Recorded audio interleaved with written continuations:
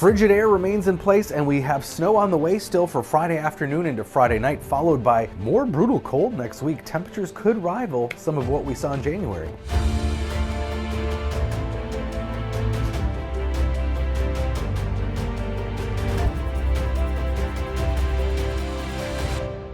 Some beautiful fresh snow cover to see from space. This is visible satellite. You can see all this white. Most of that is just from yesterday. Picked up some nice snowfall across Iowa, Illinois, into southern Wisconsin. Picked up over a half foot, 9 inches in Cedar Rapids. In fact, about a half foot in the Milwaukee area. And southeastern Minnesota did see a couple of inches in a few spots. Twin Cities, we saw a dusting. We are the very northern edge of that storm system. We were just on the too cold side of it, where that best temperature gradient was to the south. It's never too cold to snow, but you want to be near that sweet spot of the tightest temperature gradient.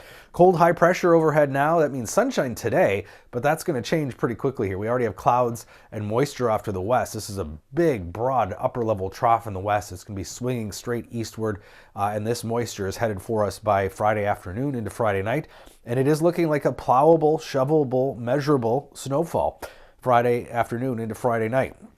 So this is the upper level pattern. You can see that trough kind of deepening, and a spoke of energy out ahead of it will spawn some of that snow. We call it warm advection. Warmer air moving into our colder air mass.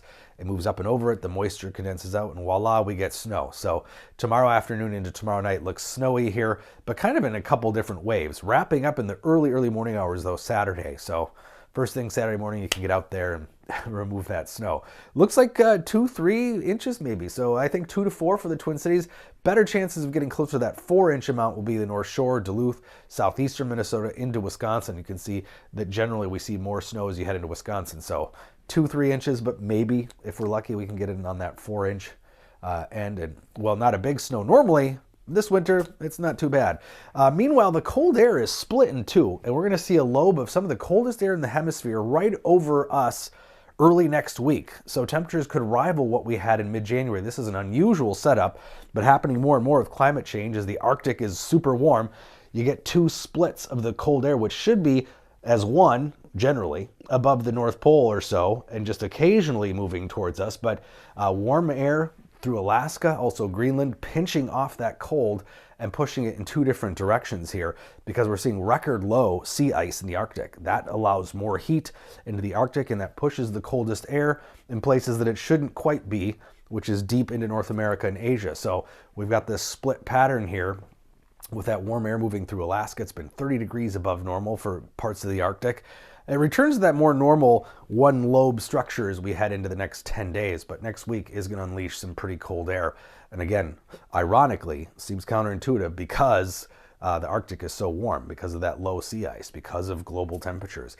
By Tuesday morning, very cold. Look at these wind chills, 20, 30, 40 below zero. Actual temperatures, even in the Twin Cities, teens below zero. Sunday night, Monday night, possibly Tuesday night too, with just single-digit highs. So the coldest we've been so far this winter, 19 below. That may stay in place, but we're going to get awfully close next week before things rebound. And this might be the last real cold of winter, so enjoy it if you don't like it. We should embrace the cold. The cold is becoming much rarer and much less cold than it used to be. So when we have it, consider ourselves lucky, even though it's being displaced by much warmer air in the Arctic. 7 today, lots of sun. Snow develops tomorrow into tomorrow night.